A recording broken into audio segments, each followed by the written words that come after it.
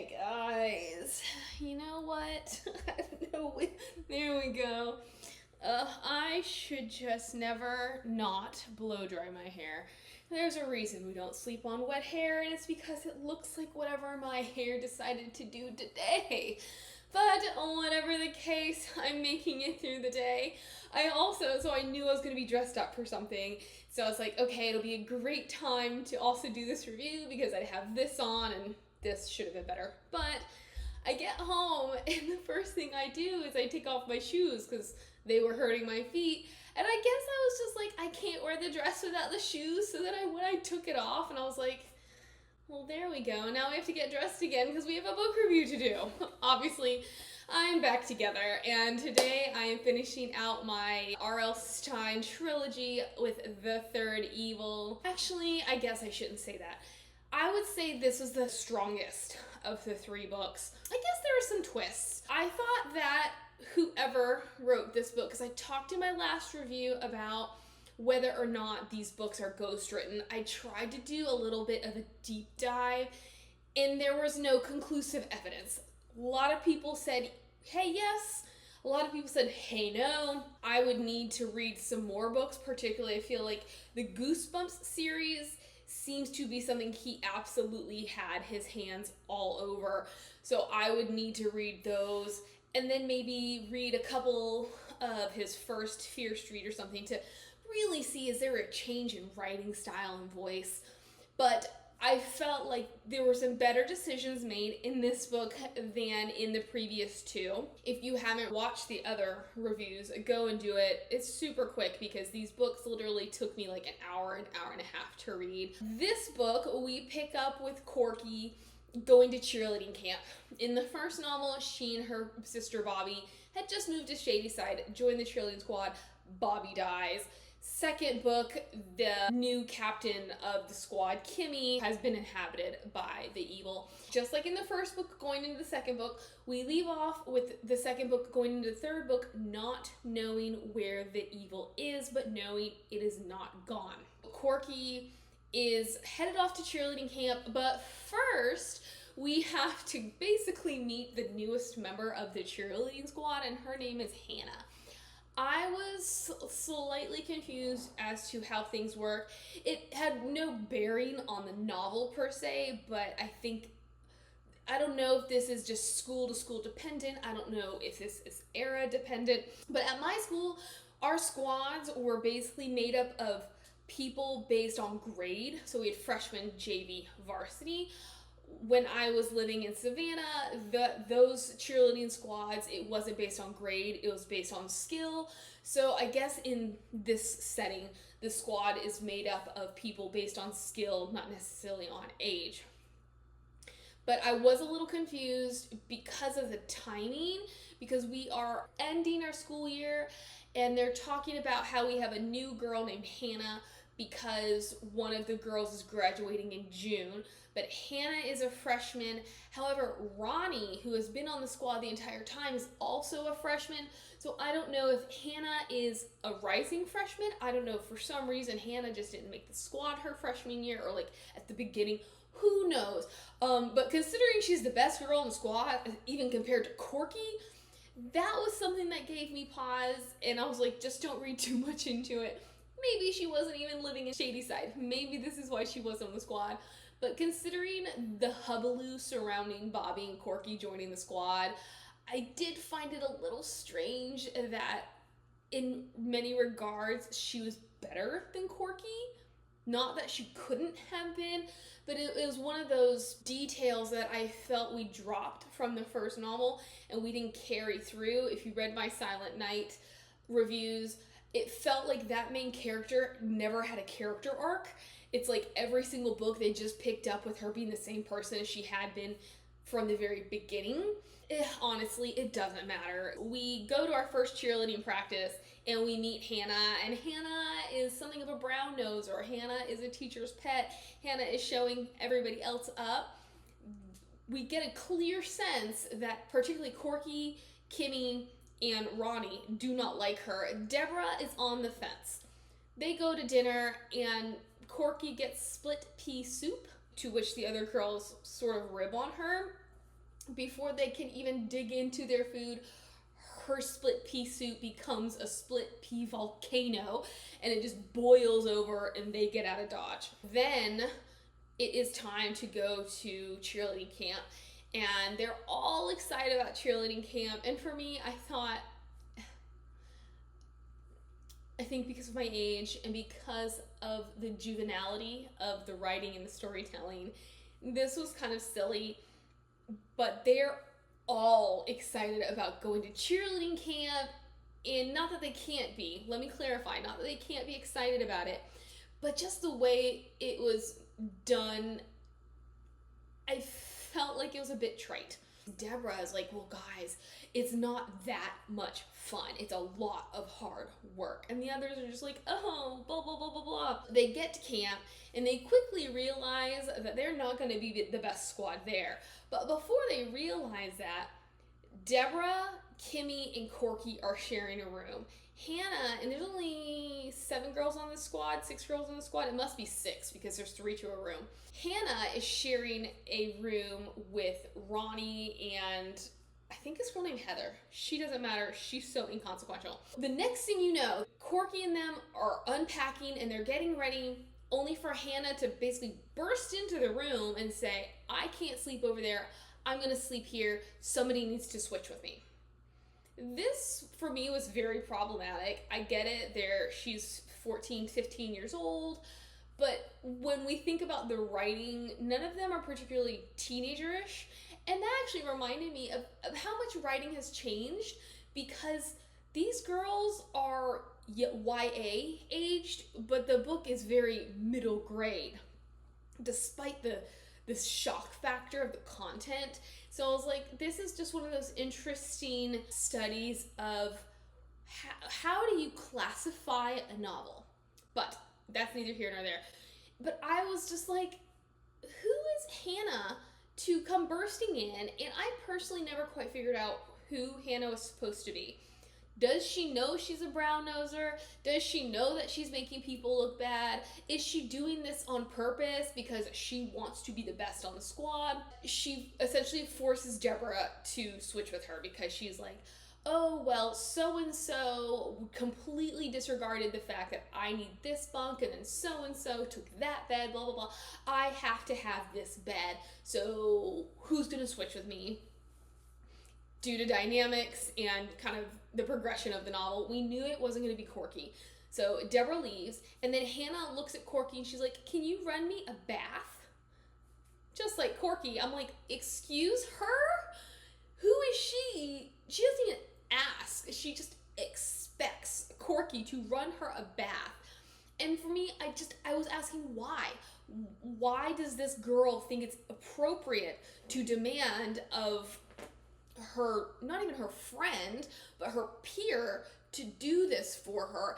And the whole thing is they're gonna be late for their first meeting. If you're late, you all get penalized. And so I don't know why. It felt like things were super compressed, and I get it, for writing's sake. We need to raise the stakes. We need to make sure that we keep the story moving along.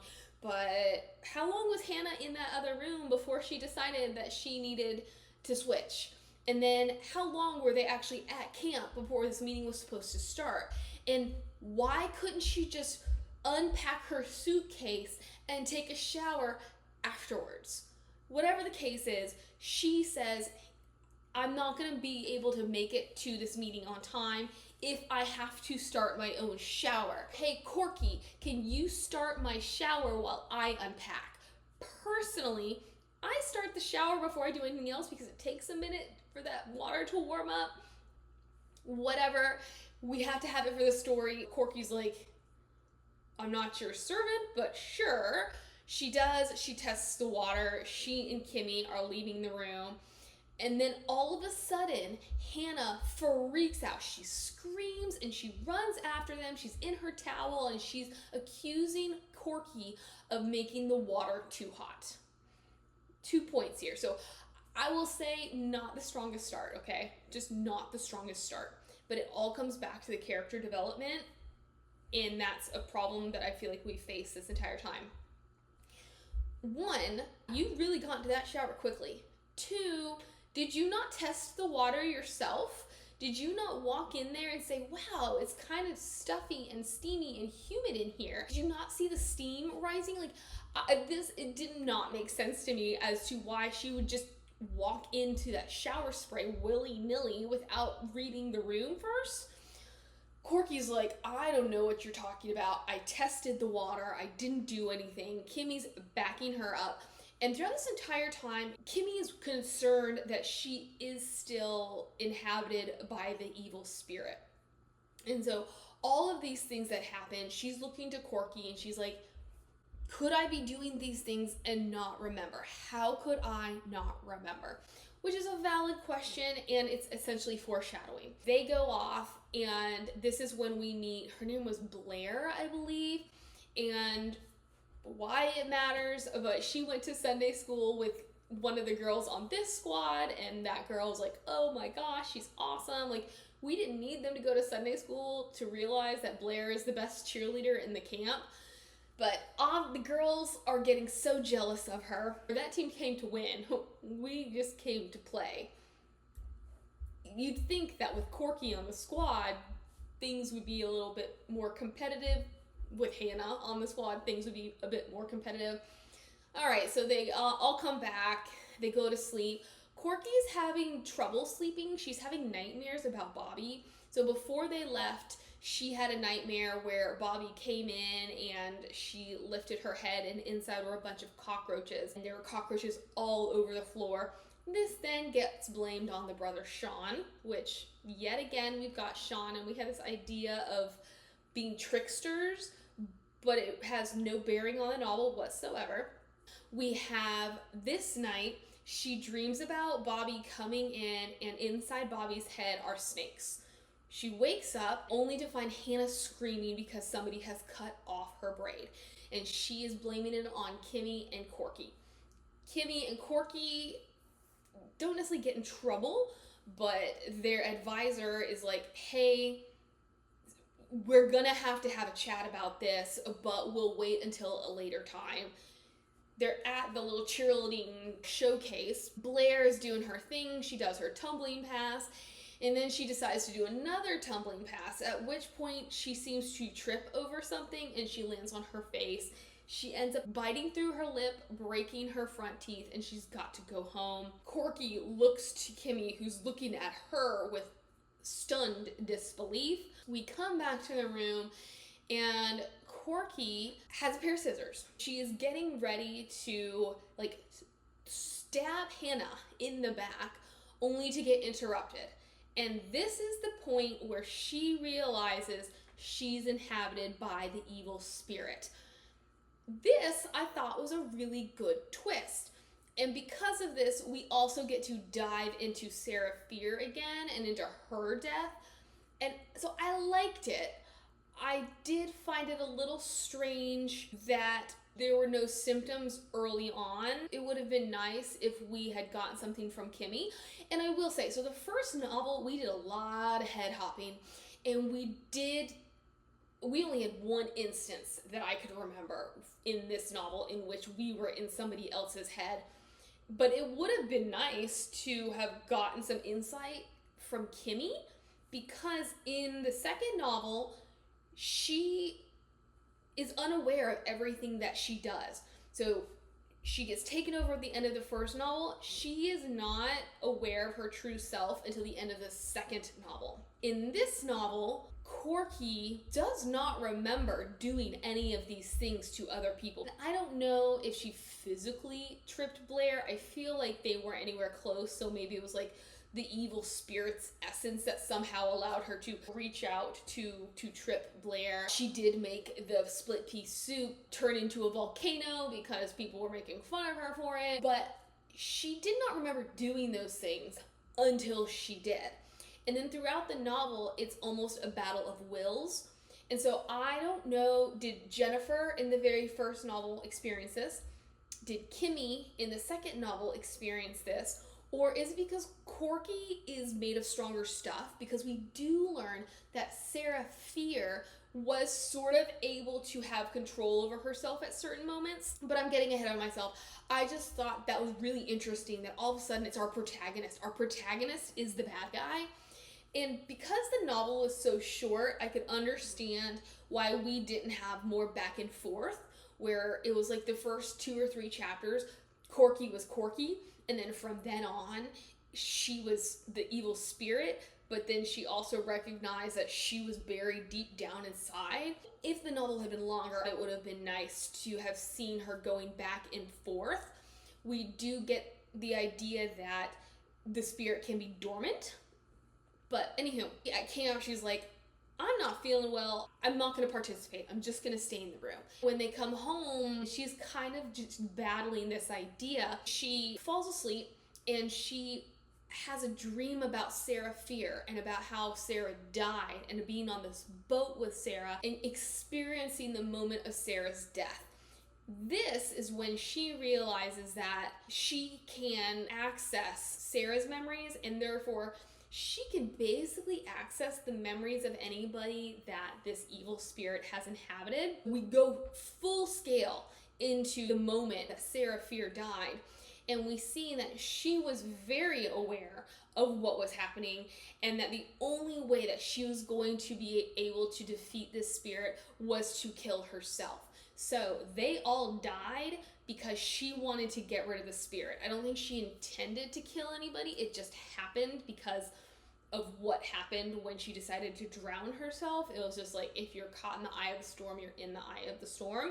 But Sarah Fear died because she was trying to get rid of this spirit. Corky is trying to kill people, basically. Sean comes in and he's being a pest. And he's like, well, I need to show you something in my room.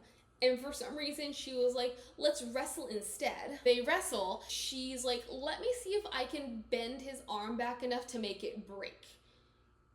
This is when he's like, oh, that hurts. Corky comes back to herself and she lets him go. And he's like, I don't understand you. Like, 1 minute you want to wrestle, and then the next minute you're hurting me and you're yelling at me to go away. Her next target is Deborah, because Deborah had formed something of an alliance with Hannah. Deborah shunned Corky just enough, doing the bidding of this evil spirit. She's like, Deborah, coming for you. Hannah, you're next on my list. She's like, hey, can we meet up? And Deborah's like, are you feeling all right? She's like, yeah, totally fine. You know, I just like, let's get together. They arrange to meet up. She intends to run Deborah over. It does not work because Deborah is able to jump out of the way. And I thought this was a missed opportunity of sorts, because Deborah, after the events of the first novel, had gotten into the occult. Not that I believe in the occult, but this is an instance in which, if we're going to include certain information or character details, they need to matter. But Deborah's experience and involvement with the occult did nothing to hinder the spirit or to give her any kind of special insight into the situation. I thought this would have been a good moment, because she just jumps out of the way, for her to have been like, oh, well, you know, my crystal, or like, I had a sixth sense or something. Instead, she's like, oh my gosh, I thought you were gonna run me over. And Corky's like, yeah, my brakes stopped working. This could have been a really nice moment, and it didn't go anywhere. Then she says, let's go for a drive. And Deborah's like, well, let's take my car, because Corky had hit something. And I was like, I mean, I know Corky is being inhabited by the spirit right now, but I was just like, I don't know. Whatever. Corky needed to be driving just for the plot's sake. So she's like, no, I need to drive my car. Deborah's like, that's really strange, but okay. They go to the old mill, or Old Mill Road, and I guess there's a mill there, and they go inside and up top, and she's going to push Deborah off, only for them to get caught by security, and they're kicked out because they're trespassing. Her next target, and she's I believe it was Deborah she was talking to. It could have been Kimmy. And she was just, I think it was Kimmy, and she's like, yeah, I think Hannah must be possessed by the spirit. And this could have been a moment, a great moment, if we had been going, if the reader was not really sure who the bad guy was. So maybe this is something that we could have done earlier, of red herring, placing the blame somewhere else, a misdirection. But then again, it could also be, yeah, let's put it here because Kimmy needs to be thrown off the scent, even though we know that Corky is the one inhabited by the spirit. But they drive to this cliff top, and she's going to push Kimmy off the ledge. She does, only for her to come to herself, and she jumps into the river after Kimmy because she realizes that the only person who has truly defeated the spirit was Seraphir, and it's because Seraphir was willing to die for it. She jumps into the river and effectively drowns herself, and this evil spirit is not happy about that. This evil spirit is like, we're supposed to rule the world, you can't do this to me. Well, she does. The river gets all bubbly and boiling and all that kind of stuff, and I'm just like, where's Kimmy? Is she stuck in the river? Did she like break her neck on the fall? Is she hanging off a tree root? We get into the spirit's head, and the spirit is recognizing, hey, Corky's dead. I have no control over anything anymore. This is it for me. But she gives one last go at saving Corky. Why? I don't know. Now we hop into Kimmy's head, and Kimmy was in the river, and she's just like, what's that over there? Because she had seen Corky dive in after her. She rescues Corky, and she's had CPR training of some sort. And this was interesting to me because I've done first aid training, and so this could just be a difference in era, because this book took place in early to mid 90s. It could have also been circumstantial, even though my classes never taught anything about this. She doesn't give Corky CPR. She turns Corky onto her stomach, and she basically like presses the water out of her that way. And she's just like, you know, there's nothing I can do. Corky has died. Only for all that mucky river water to come out of Corky, and Corky comes back to life. I did question, in regard to the spirit, if Corky didn't actually die, could the spirit actually be gone? Or is it because maybe Corky did die, had a brush with death? She died long enough that it was enough to sever ties with the spirit? Or is it because the spirit thought she died? So the spirit was like, all right, I'm donezo. In any case, Kimmy saves Corky's life. We finish with the girls back at that cafe. Corky is getting split pea soup again. They're all laughing about it, and the waitress is wondering why split pea soup is so funny. So that is the novel. What about Hannah? We had like half of a body count, which is strange for an R.L. Stine novel. Like, nobody died. It wasn't terrible, honestly. I thought that the twists and the turns, with Corky being inhabited by the spirit, learning how to truly defeat the spirit, I thought all of that was smarter than anything we'd gotten from a previous novel. There's not much to say. It didn't impress me. I think there's a lot more to it that could have made it better had we been given more time.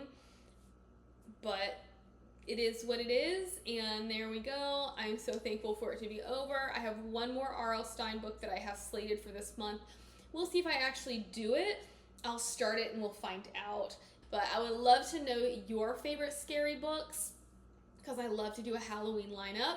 I'd love to know your favorite books, because I like to do my favorites in December and February, and right now I don't really have anything for December or February, which says a lot more about me than anybody else, I'm sure. Thank you for sticking with me. Have a great day. Bye!